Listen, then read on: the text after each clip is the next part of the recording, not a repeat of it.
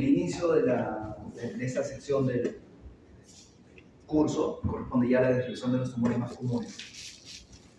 Llamados tumores comunes, ¿no? Para diferenciarlos de los tumores raros, que de alguna manera también nos van a ayudar a saber cuándo pedir un examen genético para una persona que podría tener un riesgo de cáncer familiar.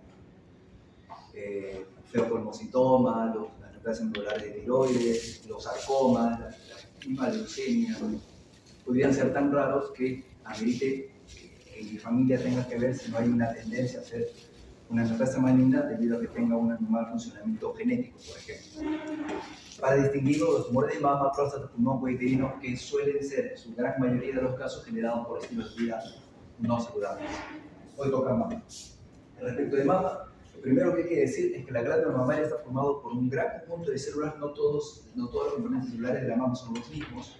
De hecho, tenemos un componente graso, el componente fibroso, conectivo, y el propio componente glandular, que a su vez tiene también segmentos, ¿no? El segmento ductal, de donde se deriva la mayor cantidad de tumores mamarios malignos, y el segmento del acino propiamente dicho, donde están las células más maduras de la glándula mamaria. Siempre el cáncer tiene que ver con niveles de madurez o no madurez. Mientras más madura sea una célula, es más difícil que malignice. Y lo contrario también es correcto. Mientras más inmadura, es más fácil que malignice. Por eso que cuando un carcinógeno, tipo anticonceptivos hormonales o cualquier tipo de manipulación hormonal en damas, o el PBH, para el cuello uterino, que me toca hablar hoy día, se instala en una célula que genéticamente es aún inmadura, la propensión a hacer la capacidad con la cual se va a hacer maligna es mucho mayor, más fácil. Y a su vez, los tumores malignos en gente joven tienen la dificultad de que al estar sobre un cuerpo que biológicamente está con todas las baterías, la neoplasia suele ser mucho más rápida, mucho más agresiva. Bueno, entonces distinguimos que en la glándula mamaria hay diferentes tipos celulares y cualquiera de estos puede malignizar. El más común es el que se deriva del ducto, porque van a encontrar la mayoría de descripciones de patología de cáncer de mama, carcinoma ductal, etcétera, etcétera, etcétera, carcinoma ductal, refiriéndose a que el origen ha sido un ducto. Y los ductos, como vamos a ver también, o lo van a ver cuando tengan las diapositivas, tienen también en su membrana celular receptores hormonales. Esto le va a permitir que, bajo condiciones fisiológicas, pueda pasar de una mama de niña a una mama de puber, a una mama adolescente o adulta, en todo caso a una mama que tenga que dar de lactar. Esta información le viene a la mama gracias a los receptores. Esta información la aprovecha la mama gracias a que tiene receptores en membrana estrogénicos, progesterónicos, de modulación epidérmica, que le van a permitir responder, dependiendo de la necesidad hormonal de la mujer, con la cantidad de proliferación que necesita. Ya les digo, para pasar de una mama tipo 1, tipo 2 a una mama tipo 3, se necesita una proliferación que se da por influjos fisiológicos. Y de ahí uno va a comenzar a entender por qué es que terapia de reemplazo hormonal o cualquier tipo de manipulación, sea estrogénica o progesterónica, puede inducir la facilidad para la proliferación rápida de los tumores. Y si esto se da en un material celular que es genéticamente vulnerable, como pasa en las chicas jóvenes nulíparas nuligestas, la facilidad para hacer tumores malignos es mayor. Respecto a la parte inicial, también hay que recordar que es importante destacar la anatomía de la anatomía histológica, la anatomía fina, micro, nos permite distinguir que hay diferentes tipos celulares y cada tipo celular tiene una conducta biológica distinta. También, por ejemplo, hay sarcomas de mama, también hay linfomas de mama, porque cualquier célula puede malignizar. El tejido muscular liso de los ductos mamarios puede malignizar, el tejido linfático puede malignizar. ¿Okay? Entonces, pero eso no es lo más común. Lo más común es que sea ductal. Y luego, ya en la parte macroanatómica, nos interesa recordar la división de la glándula mamaria por cuadrantes y también reconocer que existe un sistema linfático de drenaje que nos ayuda para controlar eventuales mastitis, pero que también podría servirnos como búsqueda de posibles tumores cancerosos. Hay que reconocer los territorios axilares, nivel 1, 2, 3, el territorio suprainfraclavicular, y el territorio glandular está cercano a la línea media de la torácica media, los ganglios torácicos mediastinales que permiten, o que deberíamos buscar también, no por palpación, pero sí por imágenes, para cuando estemos analizando un posible caso de cáncer de mama. En el nivel de pregrado, médicos generales no oncólogos, la necesidad que van a tener ustedes es de, Una persona que podría tener una masa sospechosa de cáncer, entonces la van a evaluar, van a determinar, por ejemplo, si con condiciones tipo endoscopía pueden determinar cambios en la coloración de la piel, retracción del pezón, aparición de venas que antes no estaban, asimetrías que permitan decir que en un lado hay una cosa que no está en el otro, y con eso continuar la búsqueda con la exploración glandular. Y la exploración glandular no se limita a la axila, sino al territorio suprainfraclavicular, y cuando veamos imágenes vamos a buscar también crecimientos glandulares en la zona medial, en la zona mediastina. Eso, van a tener en las láminas la descripción de cada grupo glandular. Luego viene la parte de epidemiología, dependiendo de la zona de la cual uno hable, sobre todo en sociedades desarrolladas, puede estar en el primer lugar la incidencia de cáncer de mama y en el segundo lugar otras más comunes, dependiendo de ahí, sí va a depender mucho del país que analice. Si lo embarcamos en el Perú también, dependiendo del departamento del cual se hable, uno podría tener cáncer de mama en el primer lugar, como puede pasar en Lima departamento, o en Arequipa, y de repente en zonas como Trujillo, o en zonas más de la sierra, podría estar en el segundo lugar de cuello uterino. Dentro del mismo Lima departamento existen diferencias dependiendo de los distritos, porque como vamos a ir viendo a lo largo del curso, muchas de las conductas que uno puede tener como facilitadores del cáncer son distintas de región a región. Y como les dije también en un momento, no me interesa que sepan que totalmente quién es la primera, quién es la segunda o la tercera. La idea es conocer los factores de riesgo que predisponen para que se tomen actitudes en ese sentido. Y el otro factor epidemiológico que importa es la edad. Clásicamente hemos dicho que el cáncer de mama usualmente de 45 o 50 años para arriba. Eso hasta antes de la proliferación del uso de hormonas exógenas que está tirando la curva para más jóvenes, donde estamos encontrando pacientes con 20 y tantos años que tienen una neoplasia usualmente de mucha mayor agresividad que lo anterior. Entonces, en términos macro, el cáncer de mama es una entidad de 75 años en promedio para arriba, pero en el análisis particular de cada caso que vayan a tener, importa la historia familiar, la conducta de riesgo, y dentro de la conducta de riesgo hay que averiguar sobre estilo de vida, sobre, por ejemplo, estilo de alimentación, nivel de peso, índice de masa corporal, actividad o no, el sedentarismo, tabaco, alcohol y hormonas exógenas.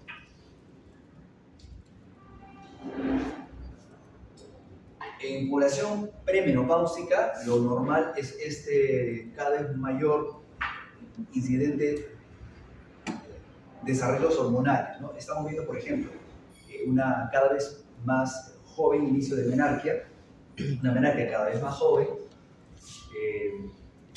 comparado con 2 o 3 décadas posteriores. Hay un par de poblaciones en África, no ahorita el nombre, pero que nos sirven como modelo de lo que era antes la sociedad.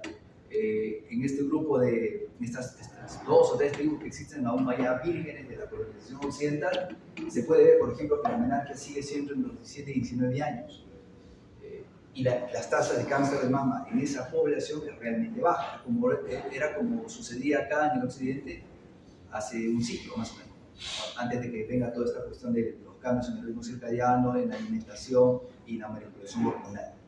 Esto nos lleva al hecho de que, a ver, la mama femenina parecería estar hecha como para, entre comillas, menarquear, permítanse el término, a los 16 o 17 años.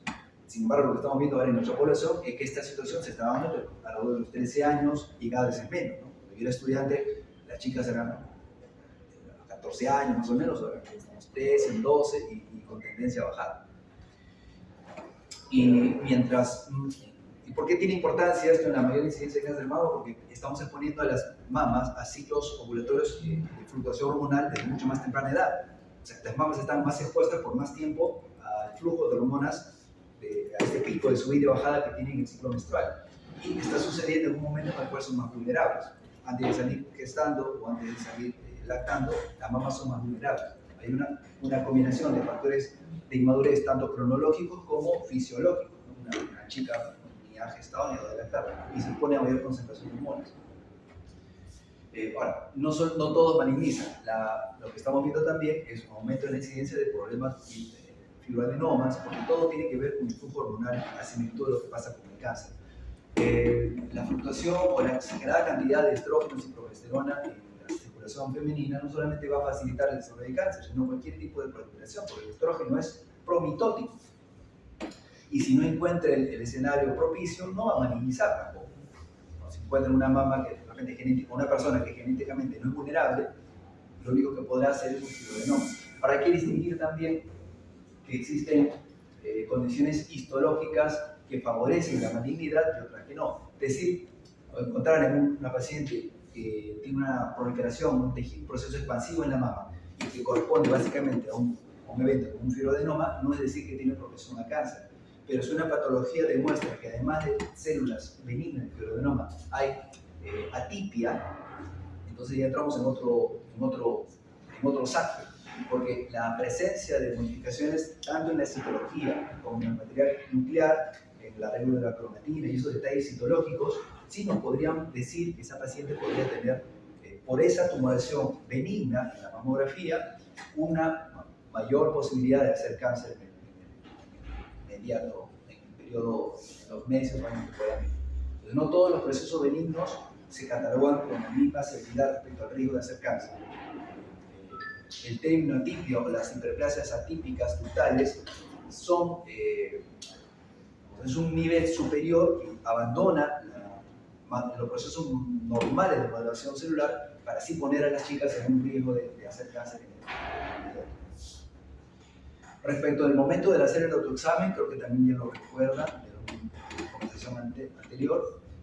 Si hoy inicia mi menstruación, hoy es jueves, viernes, sábado, domingo, a partir del domingo aproximadamente, la concentración de estrógenos y progesterona, porque va a comenzar un nuevo ciclo, va a permitir un examen mejor de la arquitectura mamaria. Si esa ventana la tenemos entre el día cuarto, quinto y el día séptimo o octavo, porque luego de eso ya comienza a elevar la concentración de hormonas que por su influjo natural comenzará a hacer que nuevamente prolifere, ocultando pequeñas lesiones expansivas que puedan haber en la glándula. Entonces, eso hay que recordar. Y luego,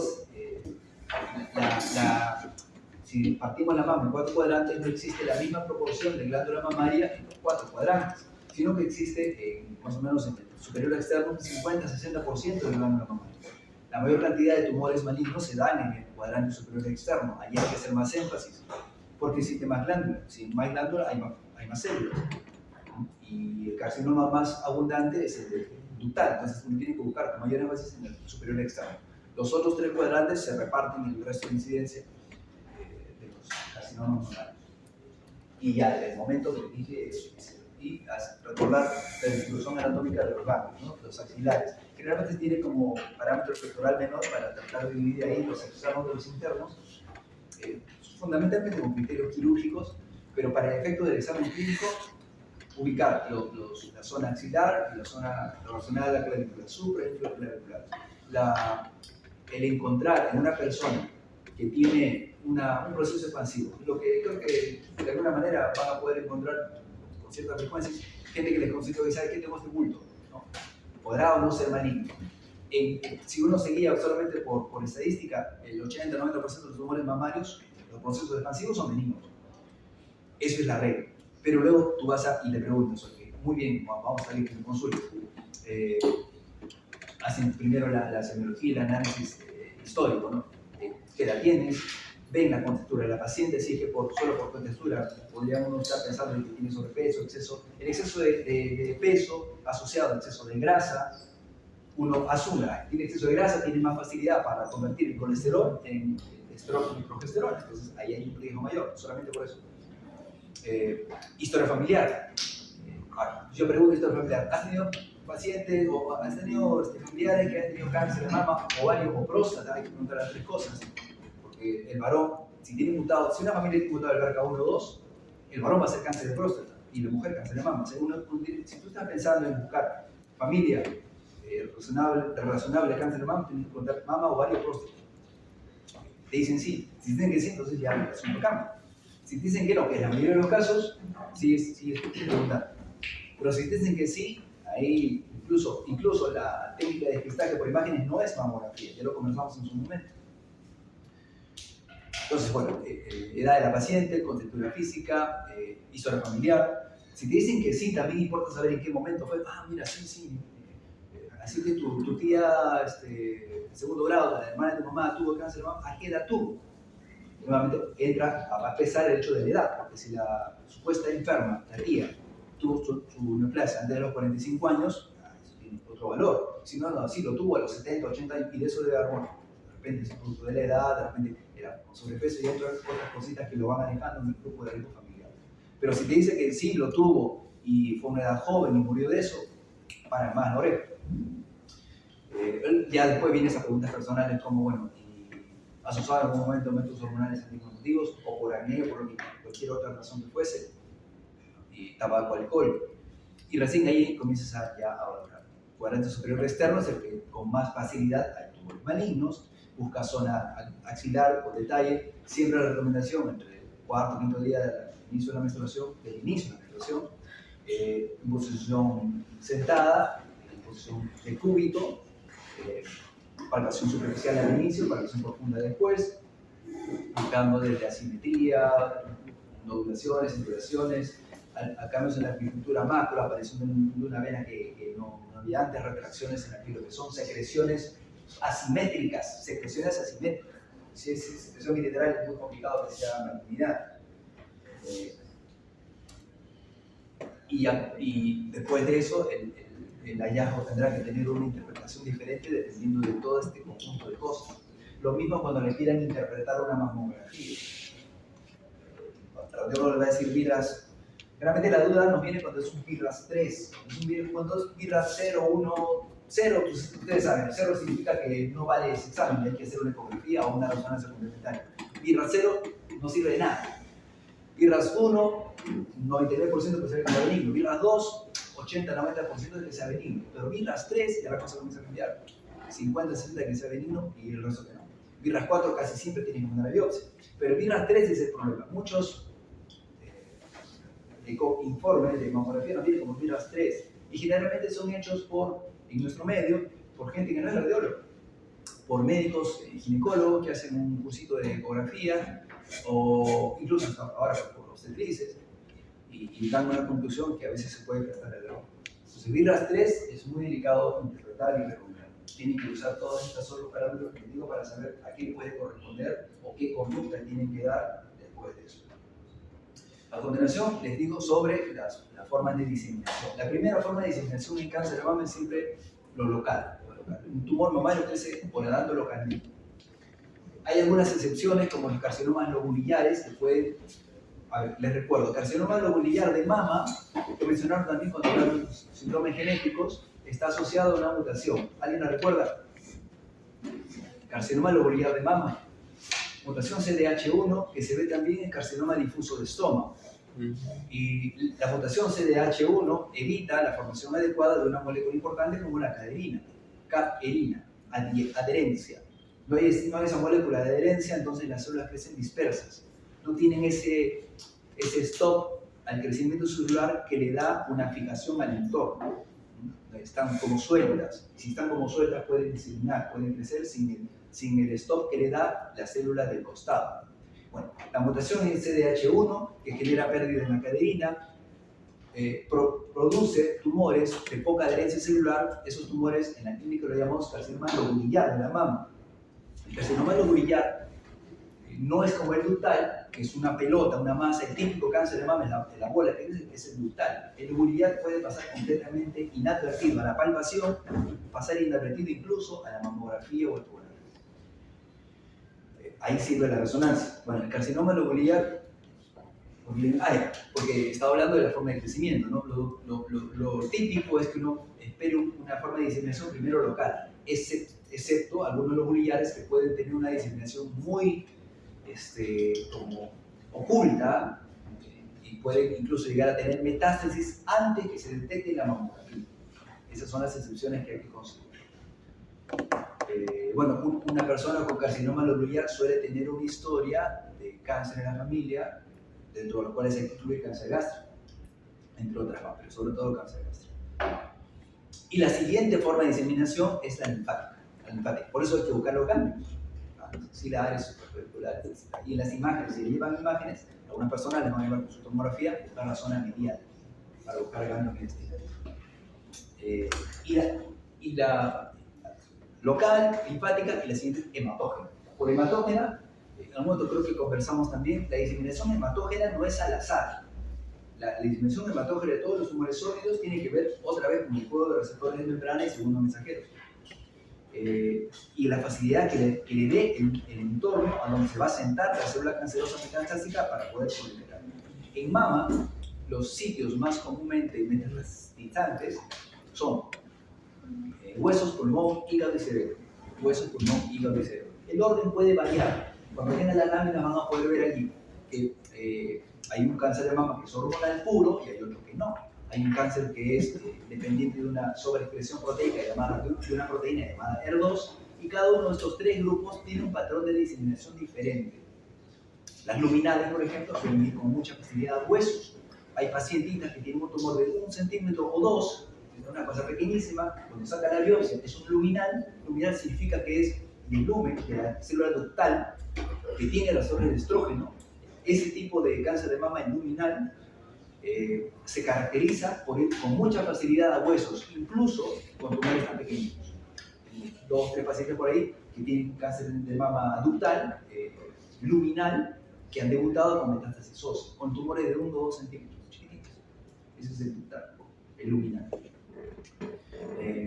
Bueno, entonces, estoy hablando ahorita de que no todos los casos, si bien es cierto, el cáncer de mama en general se disemina primero crecimiento local, luego tiene linfáticos, tercero hematógeno, y por hematógeno puede ir a hueso, pulmón, cerebro y, como dije, huesos, pulmón, hígado y cerebro.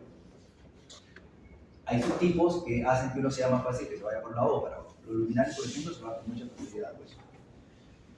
Y ahí vamos a ir mencionando otras características. Hematógena. Diagnóstico diferencial, ya digo, todos los procesos expansivos, la mayoría son benignos, el 80% son benignos. Y no todos los benignos facilitan el cáncer. Si es un tumor benigno cuya histología demuestra que no hay ningún tipo ningún tipo de atipia, no hay ningún riesgo. Un fibroadenoma no indica riesgo mayor de cáncer. Pero sí hay que tener en cuenta que si una persona tiene un fibroadenoma, la palpación podría ser más dificultosa. El fibroadenoma podría ocultar un cáncer por ahí. No es que el fibroadenoma se malignice, pero sí, su existencia podría dificultar una palpación mamaria o la interpretación de una mamografía. Bajo ciertas condiciones, preferimos, cuando alguien te habla de despistaje de cáncer de mama, la resonancia magnética. Lo cantado es personas de alto riesgo, personas que tienen una historia familiar de mutación BRCA1-2 o PALB2 o cualquier otra. Entonces, bueno, acá discriminamos con resonancia y discriminamos a partir de los 20 o 25 años. Y las otras ya son personalizables, con pacientes que han tenido prótesis mamarias, que generan con resonancia, que han tenido algún tipo de reconstrucción estética o lo fuera, tienen que generarla con resonancia, porque el tejido mamario va a cicatrizar y esa cicatriz en la mamografía te va a dificultar una interpretación de una tumoración temprana. Luego están las conductas hormonales de riesgo y todo lo demás. Lo que sí es cantado es paciente de alto riesgo por historia familiar. Bueno, cuando tengan las láminas van a encontrar también que existe la clasificación histológica, les digo, luminales, triple negativos y ER2 positivo, es una clasificación por inmunohistoquímica, porque cuando tienes un proceso expansivo en el que por imagen está parecido maligno, por historia te parece que sí, efectivamente podría ser maligno, saca la muestra, mandas al patólogo y te dice sí, bueno, lamentablemente es un carcinoma. Aún todavía queda mucho por recorrer, porque si tuviéramos, no sé, 2 o 3 décadas atrás, bastaría con eso para saber que tienes que darle quimio, tienes que operarle y luego radiación. Pero hoy en día, con la posibilidad de analizar molecularmente a la célula, necesitamos dar un paso más. La inmunohistoquímica entonces te va a permitir distinguir, por lo menos al momento actual, 3 grandes grupos de cáncer de mama. Los luminales, los triple negativos, y esos son los extremos, luminal y triple negativo, y en el medio están aquellos conocidos como ER2 positivo o aquellos que tienen sobreexpresión de ER2. La categorización en estos subtipos tiene 2 fines, pronóstico y predictivo. ¿Alguien recuerda cuál es la diferencia entre una categoría pronóstica y predictiva? ¿Qué es una categoría pronóstica? ¿Qué es una categoría? ¿Qué cosa es algo predictivo? El pronóstico se refiere a mi evolución en el tiempo por la neoplasia que tengo, solo por mi neoplasia. Y el predictivo se refiere a mi evolución en el tiempo en respuesta a un tratamiento X. Predice respuesta. Que yo tengo cáncer de mama luminal, por ejemplo, me da un pronóstico favorable, porque por mi enfermedad, a pesar de que metastatiza huesos y todo, tiene una conducta biológica lentona. Hay pacientes con cáncer de mama metastásico a huesos que tienen años, décadas con su tumor, porque la célula de la cual deriva es una célula madura. Y al ser madura no tiene esa conducta como, por ejemplo, la leucemia aguda, que es una cosa completamente aberrante, inmadura y va por todos lados y te mata en 2 meses y que no haces nada. La célula luminal es la malignidad madura. Por eso, si bien es cierto, la puedes encontrar en varios sitios, usualmente te ofrece un span de vida muy largo. Esos son los luminales. Entonces, hablaba del factor pronóstico. O sea, si yo tengo cáncer de mama luminal, es pronóstico positivo, pronóstico favorable. Claro, ya luego entran las decisiones, es mucho mejor un luminal temprano que un luminal tardío, de todas maneras. Un luminal estadio 1 que un luminal estadio 4 con metástasis. Pero con todo, el con metástasis tiene mejor pronóstico que otros que vamos a hablar después. Entonces, el factor predictivo, ¿a qué se refiere? A predecir la respuesta frente a un tratamiento. A ese luminal, si yo le doy un antiestrogénico, yo predigo que le va a ir bien, le va a responder. O sea, el factor predictivo está en función a un tratamiento y a la respuesta que vas a tener frente a ese tratamiento. Entonces, para categorizar a los diferentes tipos de cáncer de mama, uno tiene que usar, por ejemplo, inmunistoquímica, y solo con inmunistoquímica ya vas a poder ponerle cualquiera de estos 3 grupos. ¿Cuándo categorizas como un luminal? Cuando a la hora de teñir estrógeno, progesterona, la célula que capta más del 5% de la población. Obviamente, mientras más capta, es más luminal, es más puro. Hay pacientes que tienen un luminal 80, 90, 100%. El 100% de sus células capta estrógeno. Esa paciente debe ir, hay un cierto factor predictivo. Si le das un antiestrógeno, te debe ir muy bien, porque el 100% de sus células está hiperestimulado, o sea, tiene cáncer por hiperestimulación estrogénica. Entonces, si le quito el estrógeno, se acabó. ¿Okay? Eso es un factor predictivo.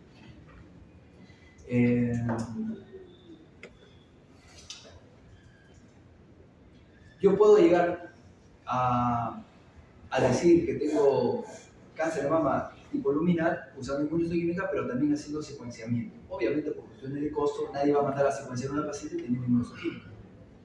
Otra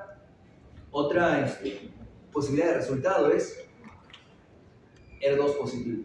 Se supone que aquella que tiene un luminal, el ER2 debería estar chato o inexistente. Pero si no sucede eso, si esa paciente tiene además de una alta proporción de células que responden a estrógeno, pero además tiene la sobreexpresión de la proteína ER2, ahí sí se nos complica. Porque la proteína ER2 le da velocidad de multiplicación. La proteína ER2, si lo recuerdan de las clases donde estábamos tratando los receptores, es una proteína de membrana celular que responde a ligandos externos. Y si hay mucho receptor, la posibilidad de mandar el mensaje hacia dentro de la célula diciendo multipliquémonos es mayor. Pero aparte es luminal. Pero si tiene el ER2 adentro, le quita esa benignidad de ser luminal y la transforma en una neoplasia adhesiva, solo por tener el ER2. Los luminales puros normalmente tienen una tasa de multiplicación celular baja, un KI67 bajo. Cuando hablamos de inmunistoquímica, recuerdo que les dije que el KI67 es un medidor de la velocidad de crecimiento. Un luminal puro suele tener un KI 1, 2, 3, 5% máximo. Eso nos da a nosotros un poco la tranquilidad de decir, bueno, señora, ¿sabe qué? Sí, bueno, hay un cáncer de mama, pero tiene un KI67 bajo. Tú cuando le das el KI67 en 2, 3%, acá me queda paciente para buen rato todavía. Pero el ER2 malogra eso.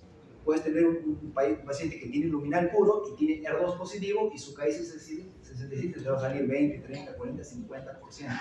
Y eso complica las cosas porque los luminales no responden bien a la quimioterapia. Los luminales responden muy bien al manejo hormonal, pero no responden bien a la quimioterapia. Porque por naturaleza los luminales son lentos y la quimioterapia necesita mitosis para poder funcionar. Entonces, ahí tenemos un una mezcla de emociones, ¿no? Por un lado estás contento, por otro lado sabes que ese es positivo, y le quitó la posibilidad de crecimiento lento y lo transforma en una neoplasia, que además de ser poco sensible a la quimio, ahora porque es luminal, ahora tiene ER2 que le hace veloz. A favor de este escenario que tenemos, que hoy en día se cuentan con medicamentos con anticuerpos monoclonales capaces de sentarse en el receptor ER2 para mejorar el pronóstico de esta paciente. El pronóstico, ¿no? Tener ER2 positivo en presencia de anticuerpos anti-ER2 nos ofrece la chance de tratarlas todavía y tener un span de vida también adecuado. Hablamos de los luminales y de su capacidad de ser tratadas con hormonas. Hablamos de los ER2 y su capacidad de ser tratadas con hormonas y con ER2.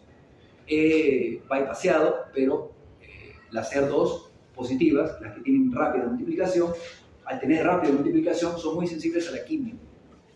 Así que por ese lado también tienen una opción de respuesta importante. Y finalmente el triple negativo. El triple negativo se le llama así porque ni tiñe para estrógeno, ni tiñe para progesterona, ni tiñe para ER2. O sea, por 3 lados es negativo y dice, por ahí viene el nombre, el triple negativo. Desventajas, que no le importa si la manipula con estrógeno porque no le va a hacer nada. No le das tamoxifeno, anastrozol, ni ninguna de esas cosas porque no le va a hacer nada, ¿no? Su cerebro no tiene cómo responder al estímulo estrogénico. De nada sirve que tengamos trastuzumab, pertuzumab o cualquiera de los 40 derivados que han salido ahora, porque no tiene ER2. Entonces, lo único que les queda a las triple negativo es la quimioterapia, al momento.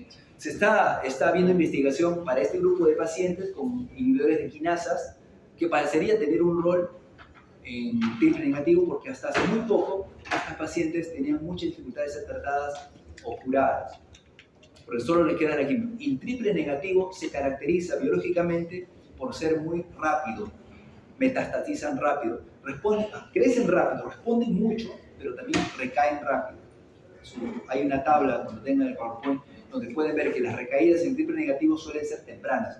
Si una paciente con triple negativo no te recae al 5º año, es muy probable que ya no te recaiga.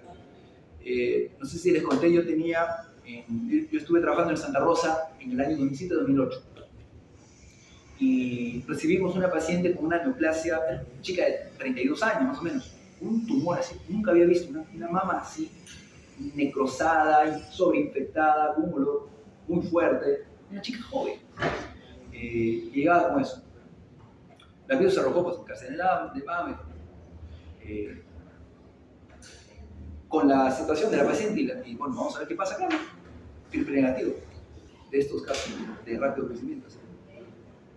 Respondió bien, se mastectomizó y bueno, yo después salí de Santa Rosa, su tratamiento duraba 6 meses, 8 meses, yo tuve solamente 1 año en Santa Rosa y luego pasé por otro lado. Y ahora, no sé, 5 años, ¿no? Me acordaba siempre de su nombre por los casos que no te olvidas. Y recibí una invitación de Facebook para amistad de esta chica. Pero esta chica está viva. Yo me acordaba del caso y obviamente la acepté, la invitación de amistad y hasta ahorita está viva. Estamos hablando de 15 años.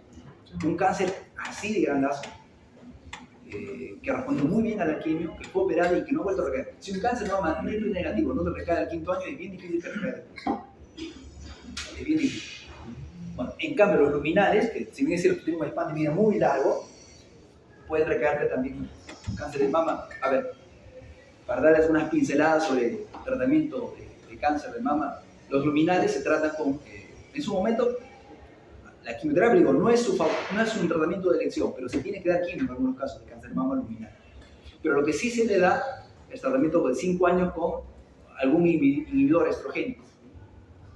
Cuando yo era residente, el año 2002-2005, la norma era 5 años de tamoxifeno. Cuando acababa mi residencia, comenzaron a salir estudios que decían, bueno, los luminales caen después, o sea, recaen después, hay que darle 5 años más. La evidencia comenzaba a sustentar que había que darle 10 años de adyuvancia, tratamiento complementario.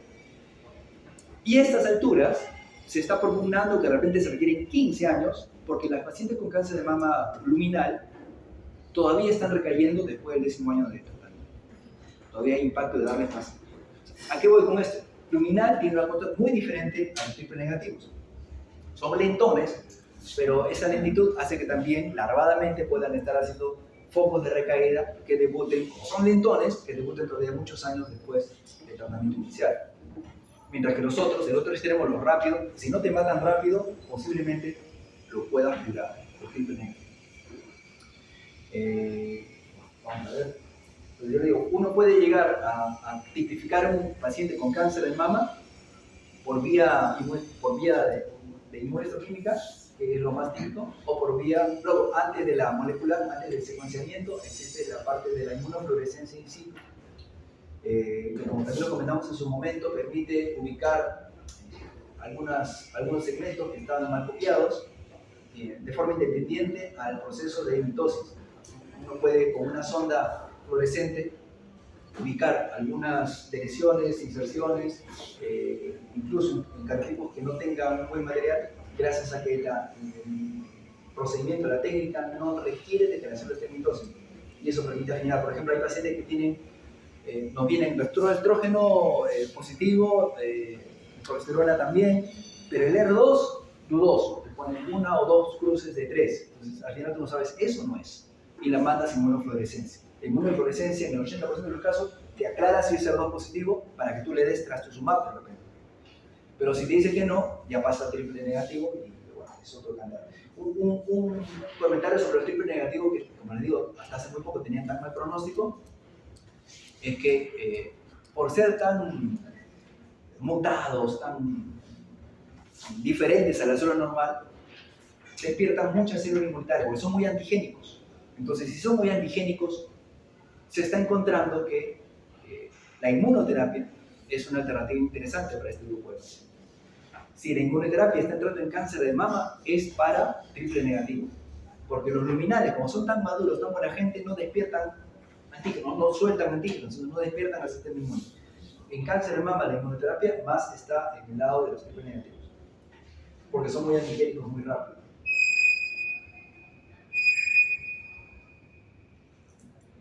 Acá vienen láminas de la velocidad de recaída de los triple negativos y los ER2. Primero recaen los triple negativos, luego vienen los ER2 y los luminales se recaen después de mucho tiempo. Alternativa de tratamiento para cáncer de mama, ya les he dado algunas pinceladas respecto de esto. Siempre en onco tenemos los tres pilares, ¿no? La quimio, la radio y la cirugía.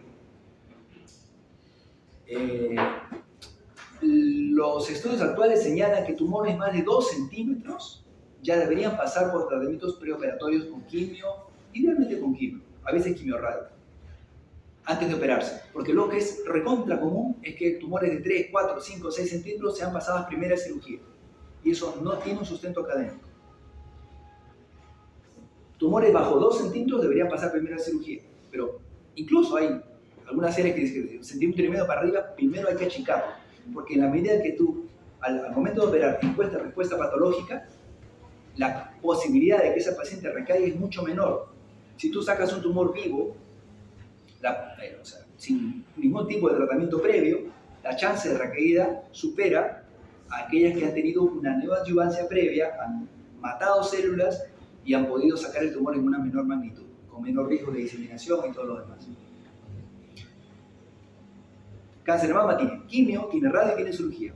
Cirugía, que es la opción curativa, debería ser puesta como primera línea solamente para tumores menores de 2 centímetros. Cuando eso no se da, que suele ser la mayoría de los casos, el primer tratamiento debería ser con quimioterapia. Ya veremos si le ponemos anti-ER2 o no, dependiendo de la característica de la paciente, porque hoy salen sabiendo que existen 3 grupos: luminales, ER2 y triple negativo. Y dentro del tratamiento, tumores más de 2 centímetros, primero quimio y después cirugía. Porque la posibilidad de sobrevida aumenta, y de eso nos van a hablar ahora sobre el tiempo de sobrevida, tiempo de recurrencia, aumenta cuando hay menor cantidad de células. Mientras menos células viables hay al momento de la cirugía, la posibilidad de curación es mayor. Y uno apunta a eso, uno apunta a la curación. Tú no quieres que te saquen el tumor porque estéticamente no te gusta, qué sé yo, tienes tu tumor ahí, sácamelo ahorita. Pues, de ser posible, técnicamente seguramente que sí. Pero uno apunta a la curación. Y para tentar la curación conviene sacar con respuesta patológica completa. Y eso es posible con quimioterapia, sobre todo en los más agresivos, sobre todo en los ER2 y en los triples negativos. En esa gente usualmente hay una respuesta patológica importante, del 60% para arriba. Entonces, no se coman el cuento de que el tumor mamario hay que sacarlo en primera intención, que no es así, a no ser que tenga menos de 2 centímetros, que suele ser la minoría. Respecto de quimio, usualmente la gente dice la roja es la doxorubicina, que suele ser universal para todas las pacientes. Existen biológicos, dentro de los cuales el manejo hormonal, pues no, tamoxifeno, pertenece al grupo de antiestrogénicos viejos, clásicos que aún usamos, los inhibidores de aromatasa, porque yo puedo tener una paciente que de repente posmenopáusica, que ya no funcionan los ovarios, pero la suprarrenal genera hormonas, y si esta señora tiene hormonal positivo, tengo que cortárselo con inhibidores de aromatasa para evitar la formación de más estrógeno. Y luego los... A ver, ¿qué más puedo decirles? Hay inhibidores de ciclinas que también utilizamos, pero quizás ya meternos en cosas que no van a ser prácticas, ¿no? Solo que les quede el concepto, arsenal terapéutico para curar cáncer de mama sí existe. Cirugía, radiación y quimio. Cirugía, tumores menores de 2 centímetros. Radiación y quimio. Radiación, realmente es un complemento a la radiación. Lo que cura biológicamente a una paciente es detener su ciclo celular con quimioterapia o con manipulación hormonal cuando lo amerita, y últimamente con manipulación del sistema inmunológico. Después hay unas láminas sobre mamografía y cuándo comenzarlas. Dependiendo de la institución que ustedes lean, la Sociedad Americana del Cáncer, la Sociedad Canadiense, la Europea, van a encontrar siempre diferencias. En general, al final, esto de las guías tiene que ser solamente una guía, no puede ser mandatorio. Tú con tu paciente decides tú. Ya le digo, siempre se ha hablado sobre esta cuestión de aquí en mamografía, aquí en eco, aquí en resonancia. Aunque la guía te diga que es mamografía, pero tú sabes que el paciente tiene riesgo, no puedes apoyarte en una guía, tienes que usar el criterio. Igual con la frecuencia. Acá en el Perú decimos anual, pero normalmente las recomendaciones externas dicen cada 2 años, en algunos casos cada 3. ¿Hasta cuándo? La norma dice hasta los 65, pero la práctica que dice que hay cáncer después de los 65 años también. O sea, mi madre tiene 78 y todavía le hacemos cada cierto tiempo ecografía, porque también importa el span de vida.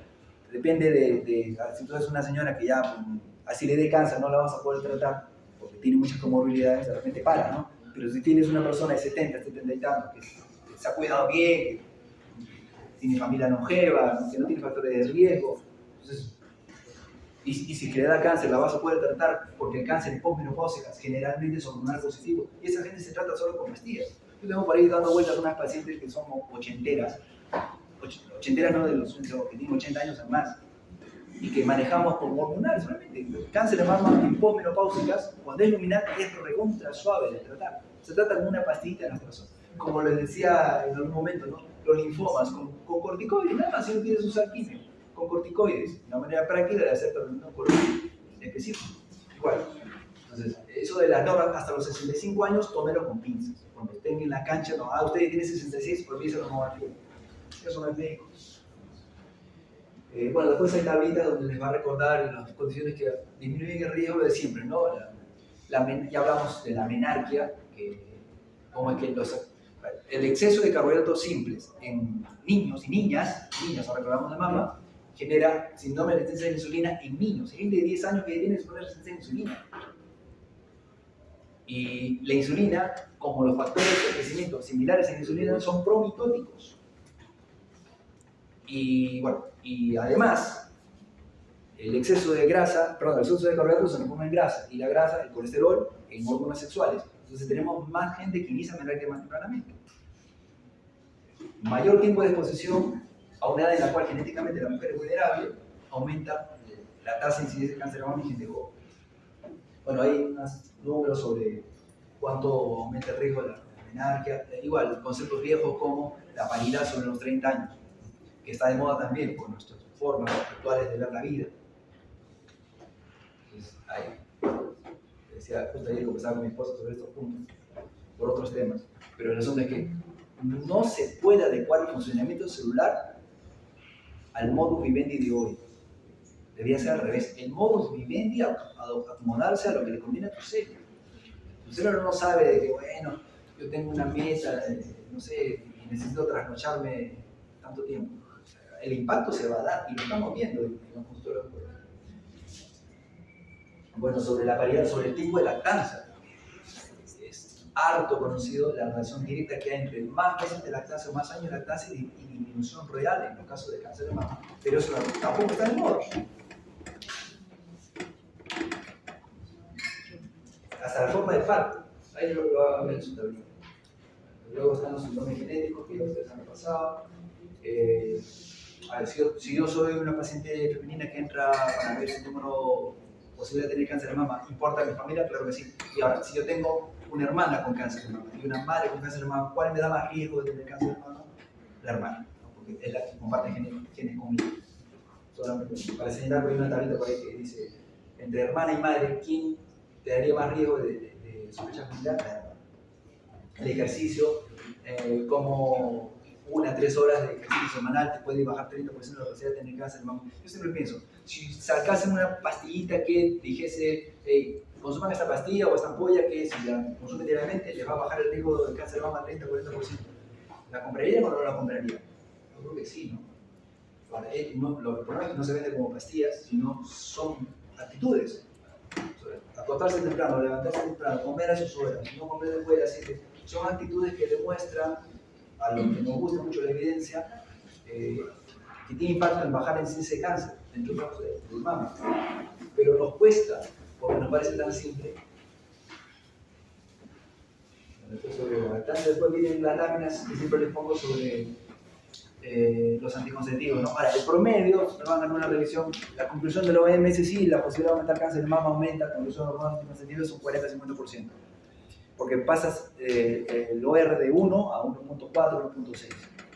Ah, pero no es tanto, dices tú. La revisión es el promedio. Porque ahí les he puesto un artículo donde como en chicas menores de 45 años, el consumo de hormonas anticonceptivas te puede multiplicar hasta por 10 la posibilidad de tener cáncer de mama. Hasta por 10. O sea, ya tu tasa ya no es 40 por 100.000, sino 400 por 100.000 habitantes. Claro, entonces igual, las 100.000 no están enfermos, pero pasar del 40 por 100.000 a 400 implica que hay 360 mujeres que no tenían que haberse enfermado de cáncer de mama y que se enfermaron de cáncer de mama. Y claro, igual, hay miles y no les dio nada, pero ¿quién quiere correrse ese riesgo de esas 360 que no tenían que haberse enfermado de eso? Entonces, y el riesgo del consumo de hormonas exógenas aumenta la posibilidad de tener cáncer de mama, ni siquiera el luminal, sino los triples negativos, del cual ya les he hablado. Bueno, ahí está. Bueno, y los abortos también, hay una lámina final de un estudio que muestra que el aborto también aumenta la posibilidad de tener cáncer de mama. ¿Alguna pregunta sobre cáncer de mama en esta parte? Hemos hablado sobre, a ver, la anatomía, los criterios histológicos, que cada célula tiene una conducta diferente, que cualquier célula de la glándula puede generar cáncer, y dependiendo de qué célula es, la conducta es diferente. Si una célula luminal, diferente a una célula sarcomatosa, linfoide, lo que fuera, ¿no? Un poquito sobre sí, adelante. Sí, porque usted mencionó que el luminal podría ser tratado con solamente hormonas, no estrógeno, ¿no? O sea, antiestrógenos. Sí. Pero por 15 años. Ahorita las normas son 10 años y ahí se están siguiendo las series. Parece que vamos a tener niños a 15 años en algún grupo de pacientes. Pero también se podría dar quimioterapia. Sí, también, se da quimioterapia. Solamente que ya uno sabe que cuando lo da quimio a las pacientes luminales, usualmente el resultado no es tan espectacular como cuando lo das a una persona que tiene triple negativo o ER2.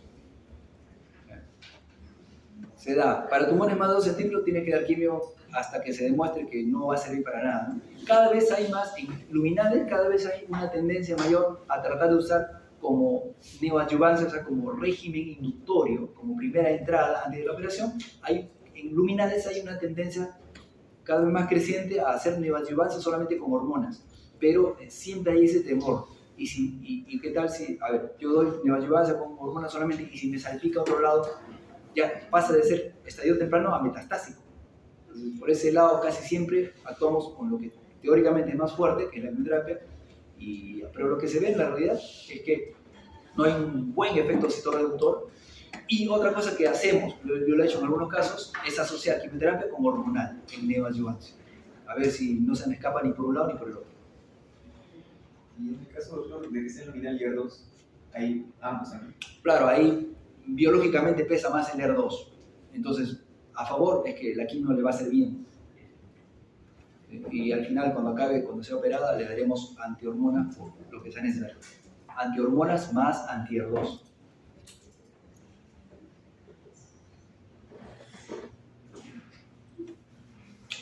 Un detalle a veces, bueno, no sé si lo puedan aplicar alguna vez, pero las pacientes, usualmente el tratamiento de cáncer de mama es una lucha de largo aliento. Y muchas pacientes, casi universalmente, a ver, el 60-70% de las pacientes con cáncer de mama son luminales, son hormonales.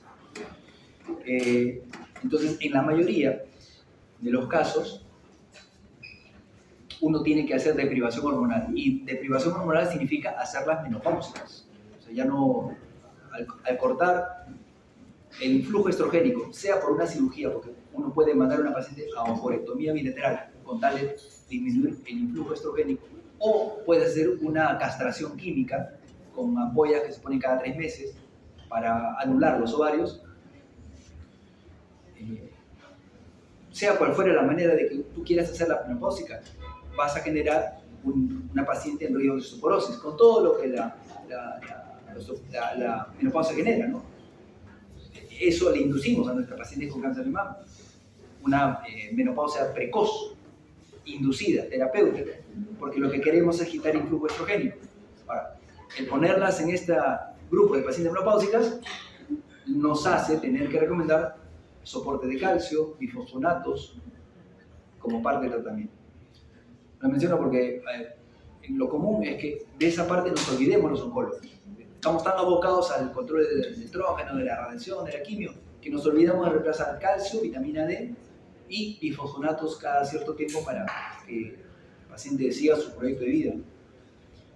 Dicho sea de paso, el dar bifosfonatos, calcio, vitamina D en una paciente con cáncer de mama no solamente la aleja de la osteoporosis inducida por el tratamiento, sino que también disminuye la incidencia de metástasis ósea por cáncer de mama. O sea, un doble beneficio. ¿Alguna pregunta adicional?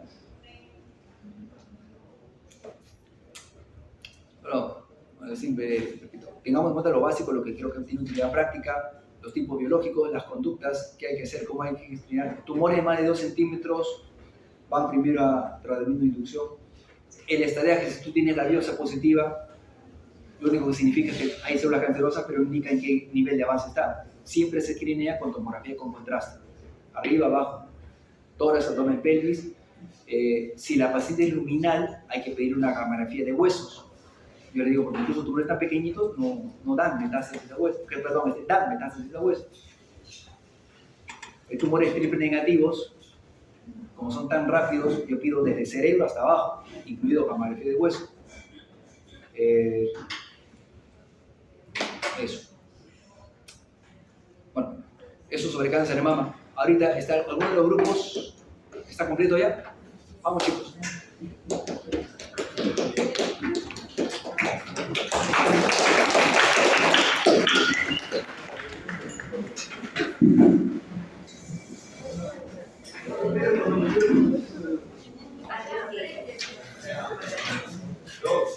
¿Va a ser en orden de instrucciones? O sea, el grupo continúa.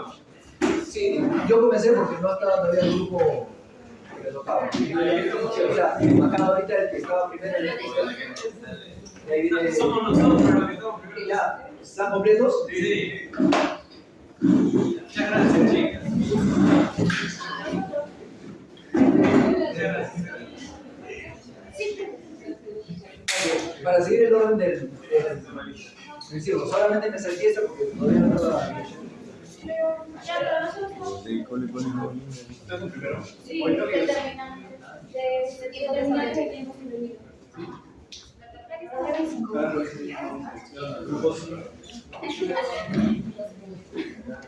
María, ¿qué grupo sigue?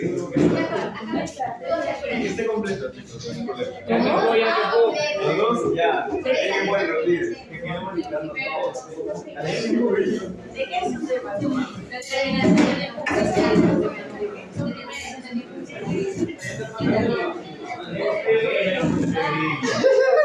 Oye, tú me has dicho.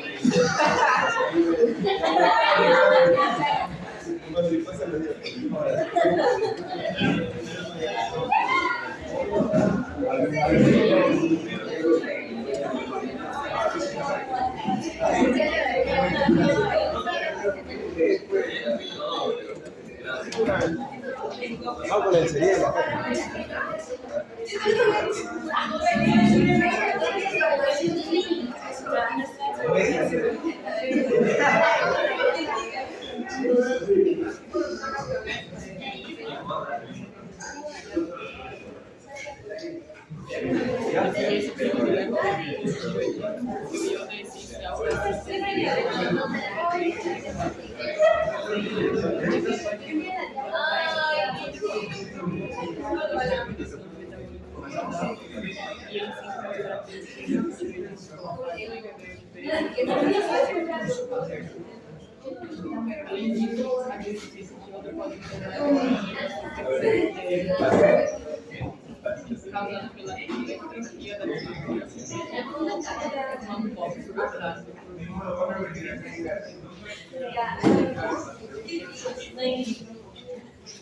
Buenos días, con todos compañeros. Hoy día vamos a exponer acerca de la determinación de tiempo de sobrevida en oncología.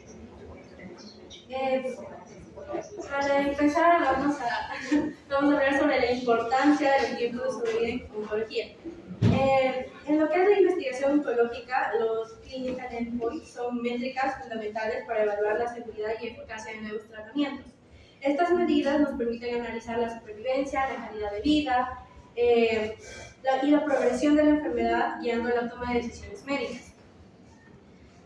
Su estudio va a ser esencial tanto para la investigación y el desarrollo de nuevas terapias como para la evaluación de la efectividad en lo que es la práctica clínica.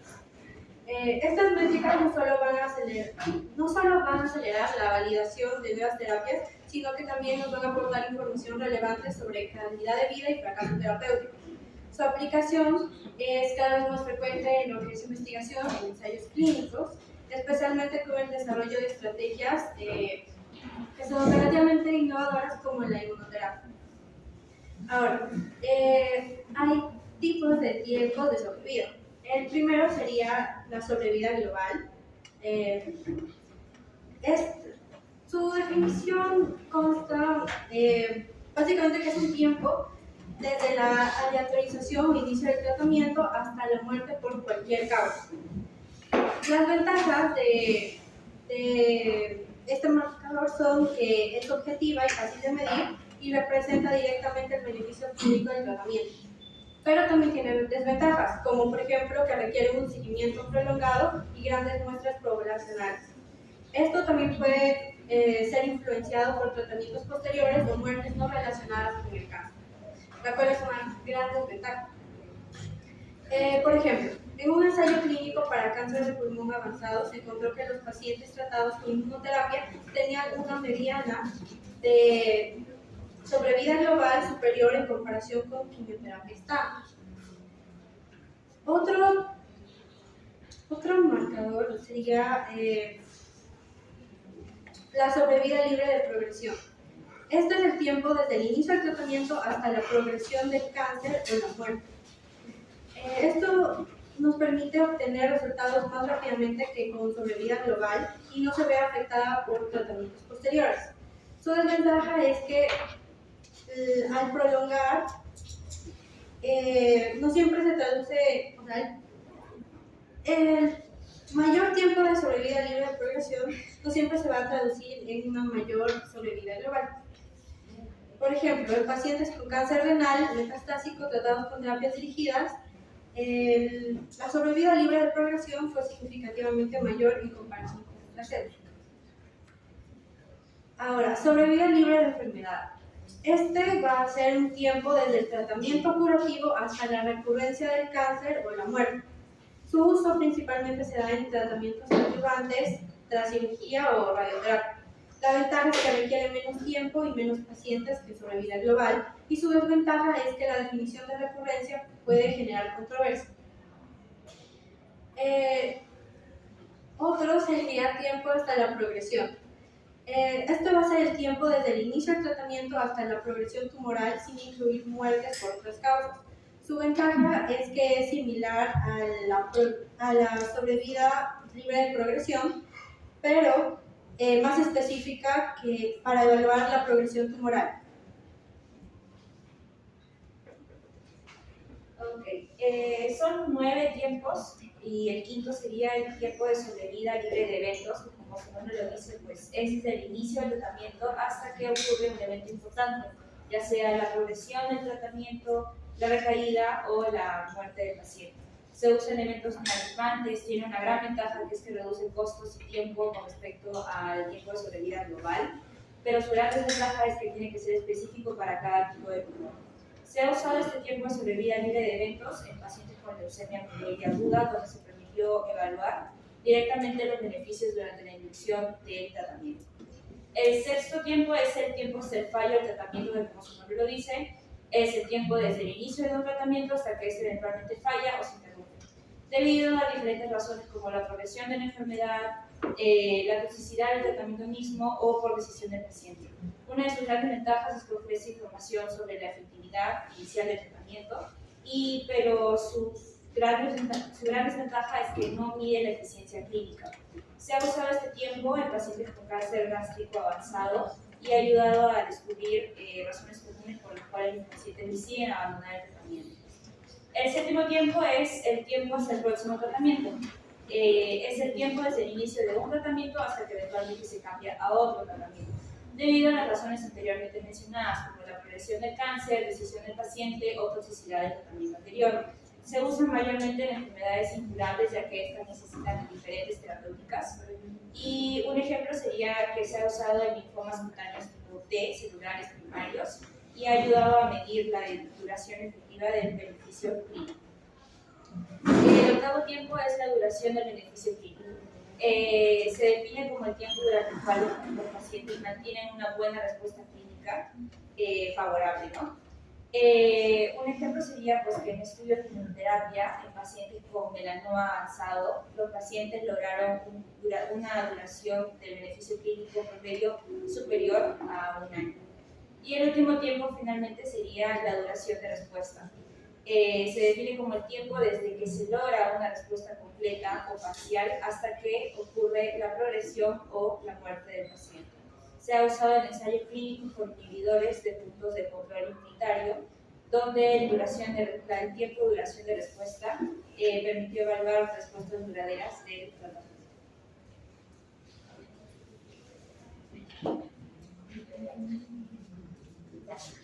Después de haber visto los tiempos de sobrevida, vamos a ver algunos métodos de análisis que se utilizan mayormente para la parte de oncología. Y pues en este caso tenemos que son herramientas estadísticas que nos van a apoyar bastante, y además de eso vamos a ver que tiene importancia porque nos ayudan mayormente a ver una mejora en lo que es la selección del tratamiento, porque va a haber comparaciones entre ciertos tratamientos, y también nos ayuda a optimizar pues nuestra toma de decisiones ante nuestro paciente. Ya, uno de los métodos que yo les voy a explicar es la curva de Kaplan-Meier.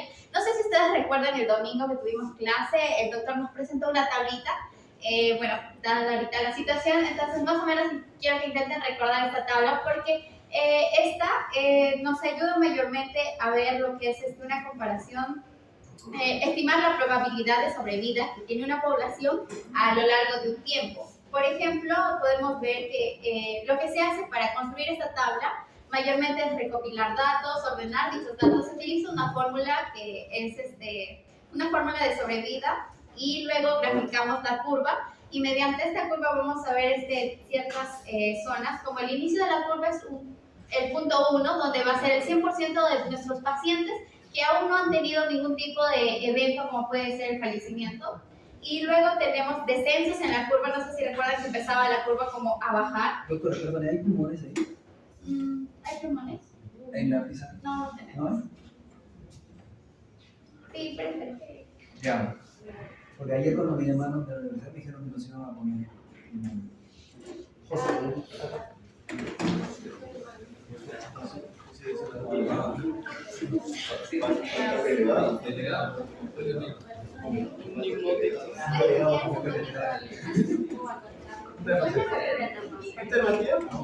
Sí, nomás, chica, voy a ver si. Doctor, Doctor, yo tengo un plumón. Tomás. Pero, a ver, ya, más o menos.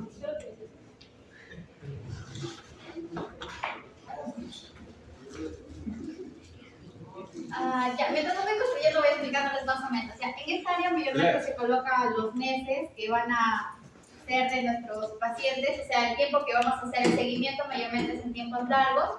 Y luego en esta parte de aquí tenemos lo que es la supervivencia acumulada. Y como les comentaba, aquí vamos a tener el 1, que es el 100% de nuestros pacientes que aún no han sufrido ningún tipo de evento. En este caso vamos a llamarlo evento al fallecimiento, ¿ya? Entonces, a partir de aquí vamos a tener, por ejemplo, voy a dibujar algo así. ¿Sí? Ya. Voy a hacer una suposición, ¿sí? Entonces, vamos a tener que, en este caso, tenemos descensos en la curva, que cada caída, o sea, esto de aquí, significa que hubo un evento. En este caso puede haber fallecido nuestro paciente. Luego tenemos las secciones planas, que son estas áreas de aquí, que significan que nuestro paciente, o sea, los pacientes que estamos haciendo el seguimiento no han tenido ningún tipo de evento, o sea, se ha mantenido. Entonces, lo que nos conviene es que se vaya más la curva, digamos, de forma plana, porque quiere decir que si estamos usando algún tratamiento, nuestro paciente está respondiendo bien, porque no hay ningún evento. Luego tenemos puntos de censura, que por ejemplo, hay veces que vamos a ver estas tablitas y van a tener, por ejemplo, por aquí una X o una cruz o algo así.